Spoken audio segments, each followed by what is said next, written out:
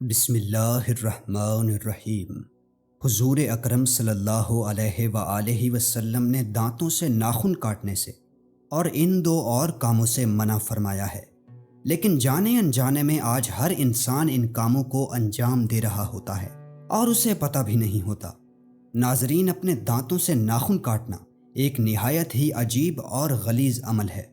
اس عمل سے انسان ایک جاہل اور گوار انسان لگتا ہے، اور جو لوگ اس عمل کو انجام دے رہے ہوتے ہیں تو لوگ انہیں حقارت کی نظر سے دیکھتے ہیں، اور اس عمل کو لوگوں کے درمیان ایک معیوب عمل سمجھا جاتا ہے۔ اس لیے ہمارے پیارے رسول صلی اللہ علیہ وآلہ وسلم نے فرمایا ہے کہ اپنے دانتوں سے اپنے ناخن مت کاٹا کرو۔ اب اگر رسول اللہ صلی اللہ علیہ وآلہ وسلم نے اس کام سے منع فرما دیا ہے تو ایک مسلمان ہونے کے ناطے ہمارا یہ فرض بنتا ہے کہ ہم اس عمل کو فوراً ترک کر دیں۔ ہم سب یہ جانتے ہیں کہ جس بات سے اللہ اور اس کا رسول ہمیں روکتے ہیں اس میں کہیں نہ کہیں حکمت ضرور چھپی ہوتی ہے، اور اس کام کو انجام نہ دینے سے ہمیں ہی فائدہ ہوتا ہے۔ مثال کے طور پر اسلام میں سور کا گوشت حرام قرار دیا گیا ہے، لیکن سوچنے کی بات تو یہ ہے کہ اس کے حرام ہونے کی وجہ کیا ہے؟ تو ناظرین، اسلام اور جتنے بھی اللہ کی طرف سے اتاری گئی شریعتیں ہیں جیسے کہ عیسائیت، ان سب میں سور کے گوشت کو حرام قرار دیا گیا ہے، اور اس کی سب سے بڑی وجہ یہ ہے کہ اس کے گوشت میں سیچوریٹڈ فیٹس اور ٹرانس فیٹس زیادہ ہوتے ہیں، جو کہ صحت کے لیے سب سے زیادہ خطرے کا باعث بنتے ہیں۔ یعنی یہ فیٹس انسان کی صحت کو خراب کرتے ہیں، اور یہی نہیں بلکہ خنزیر کے گوشت کے استعمال سے کئی ساری بیماریاں جنم لیتی ہیں، جن میں موٹاپا، شوگر اور کینسر کی متعدد اقسام شامل ہیں۔ اور بات صرف یہاں تک محدود نہیں ہے، بلکہ اس سے اور بھی کئی ساری بیماریاں جنم لیتی ہیں۔ اور یہ بھی کہا جاتا ہے کہ سور کا گوشت انسان کو بے غیرت بنا دیتا ہے، وہ اس لیے کہ انسان جو بھی چیز کھاتا ہے اس کا اثر انسان کے دل اور دماغ پر ہوتا ہے۔ اب سور کی شکل ہی اتنی غلیظ اور ناقابل برداشت ہوتی ہے کہ اسے کھانا تو دور، اس کے قریب کھڑے ہونا بھی انسان معیوب سمجھتا ہے۔ یہ نہایت ہی جنگلی، خونخوار، لالچی اور بدبودار جانور ہوتا ہے۔ اسی لیے اللہ اور اس کے رسول حضرت محمد مصطفیٰ صلی اللہ علیہ وآلہ وسلم نے ہمیں اس کا گوشت کھانے سے منع فرمایا ہے،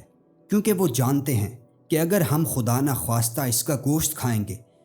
تو اس گوشت کی خصوصیات ہمارے اندر بھی آ جائیں گی، جیسا کہ لالچ، جنگلی پن اور بدبو، اور اسی وجہ سے سور کو اسلام میں حرام قرار دیا گیا ہے۔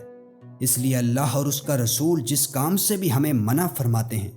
اس میں ہمارا ہی فائدہ ہوتا ہے۔ اب اگر رسول اللہ صلی اللہ علیہ وآلہ وسلم نے ہمیں اپنے ناخن دانتوں سے کاٹنے سے منع فرمایا ہے تو اس میں بھی کوئی نہ کوئی حکمت ضرور ہوگی۔ اگر ہم انٹرنیٹ پر دیکھیں تو ہمیں کئی ساری ایسی بیماریاں مل جاتی ہیں جو ہمارے دانتوں سے ناخن کاٹنے کی وجہ سے جنم لیتی ہیں۔ مثال کے طور پر جب آپ اپنے ہاتھوں کی انگلیوں کے ناخن اپنے دانتوں سے کاٹ رہے ہوتے ہیں تو اس وقت بیکٹیریا آپ کی انگلیوں سے آپ کے منہ میں منتقل ہو رہے ہوتے ہیں، جو کہ پیٹ کے درد کا سبب بنتی ہیں اور ہمارے ہاضمے کے سسٹم کو متاثر کرتا ہے۔ اس کے علاوہ دانتوں سے ناخن کاٹنے کی وجہ سے کئی سارے منہ کے مسائل بشمول جبڑے میں درد اور مسوڑوں سے خون آنا بھی شامل ہیں۔ ناظرین، دوسری چیز جس سے رسول اللہ صلی اللہ علیہ وآلہ وسلم نے منع فرمایا ہے وہ ہے حمام میں مسواک کرنا، یعنی کہ نہاتے وقت غسل خانے میں مسواک کرنا۔ ناظرین، ویسے تو مسواک کرنے کے ان گنت فائدے ہیں، جیسے کہ مسواک کرنا سنت بھی ہے جس سے ہمیں اس عمل کو کرنے سے ثواب بھی ملے گا، اور ساتھ ساتھ ہمارے دانت اور ہمارے مسوڑے بھی صحت مند رہیں گے، اور ہمارے دانت کئی ساری بیماریوں سے بچے رہتے ہیں۔ لیکن ناظرین، رسول اللہ صلی اللہ علیہ وآلہ وسلم نے حمام میں یعنی غسل خانے یا باتھ روم میں مسواک کرنے سے منع فرمایا ہے۔ اب جب کہ ہم سب کو اس بات کا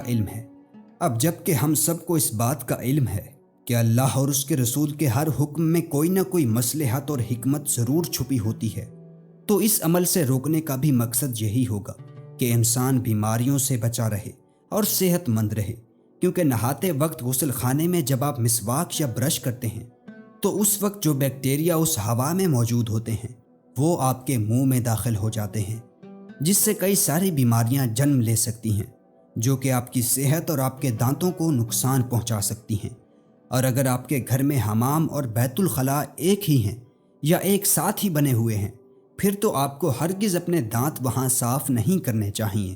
کیونکہ اس ہوا میں اور بھی زیادہ بیکٹیریا اور بیماریاں ہوں گی، کیونکہ اس فضا میں پاخانے کے جراثیم بھی موجود ہوں گے، جو کہ آپ کے دانتوں اور آپ کے جسم کے اعضاء کو نقصان پہنچا سکتے ہیں۔ اس لیے ایک مسلمان کو چاہیے کہ اپنے رسول اور اپنے آقا کا حکم مانے اور ان کاموں کو انجام نہ دے جن سے انہوں نے منع فرمایا ہے۔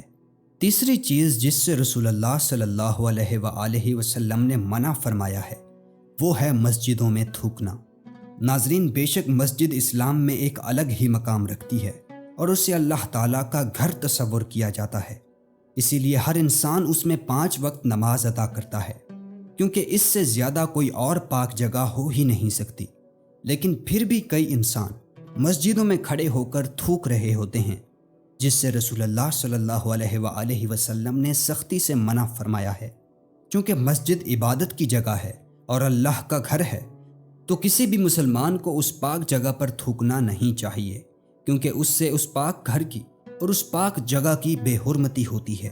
اس لیے مسلمان ہونے کے ناطے ہمارا فرض بنتا ہے کہ اپنے رسول کی کہی ہوئی بات مانیں اور اس عمل کو کبھی دوبارہ نہ دہرائیں۔ ناظرین، یہ 3 کام یعنی دانتوں سے ناخن کاٹنا، حمام میں مسواک کرنا اور مسجدوں میں تھوکنا، ان کاموں کو آپ میں سے اکثر لوگ انجام دیتے ہوں گے، یا پھر کبھی نہ کبھی آپ نے ایسا ضرور کیا ہوگا۔ اگر کر لیا ہے تو آگے اس عمل کو نہ دہرانے کی کوشش کریں، کیونکہ ان اعمال سے یعنی حمام میں مسواک کرنے سے، دانتوں سے ناخن کاٹنے سے آپ کئی ساری بیماریوں کا شکار ہو سکتے ہیں، جیسا کہ آپ کے دانت وقت سے پہلے ہی گرنا شروع ہو سکتے ہیں۔ تو زندگی میں آگے چل کے کبھی بھی اس عمل کو نہ دہرائیں۔ اور اکثر لوگ مسجدوں میں تھوکتے ہیں، تو ایسے لوگوں کو چاہیے کہ ایسا گھٹیا عمل کبھی نہ کریں، کیونکہ مسجد ایک پاک جگہ ہے، نماز پڑھنے کی جگہ ہے، قرآن پڑھنے کی جگہ ہے، اور وہاں ایسے برے کام شوبھا نہیں دیتے۔ اور مسجد اللہ کا گھر ہے، ہمیں چاہیے کہ اللہ کے گھر کو پاک صاف رکھیں، نہ کہ اس میں تھوکتے پھریں۔ اللہ پاک ہمیں دین کی سمجھ بوجھ نصیب فرمائے اور ہمیں نیک ہدایت فرمائے۔ ناظرین، اگر آپ کو یہ ویڈیو اچھی لگی ہو تو اسے اپنے دوستوں اور اپنے گھر والوں کے ساتھ شیئر ضرور کریں، اور کمنٹ باکس میں اللہ تعالیٰ کے 99 مبارک ناموں میں سے ایک نام ضرور ٹائپ کریں۔